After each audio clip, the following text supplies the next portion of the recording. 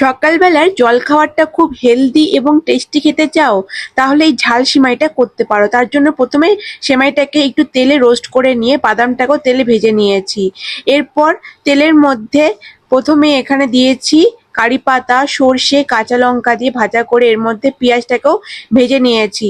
এক এক করে সবজি দিয়েছি, গাজর, বিনস, ক্যাপসিকাম দিয়ে ভালো করে ভেজে স্বাদ মতো লবণ, হাফ চামচ হলুদ গুঁড়ো, হাফ চামচ জিরে গুঁড়ো দিয়ে আবারও ভেজে নেওয়ার পর এখানে সুইট কর্ন দিয়েছি। সমস্তটাই সুন্দর করে ভাজা হয়ে গেলে রোস্টেড সেই সিমাইটা দিয়ে ভালো করে মিশিয়ে নিতে হবে। এরপর কুচানো টমেটো দিয়ে একটু ভাজা ভাজা করে পরিমাণ মতো জল অ্যাড করতে হবে।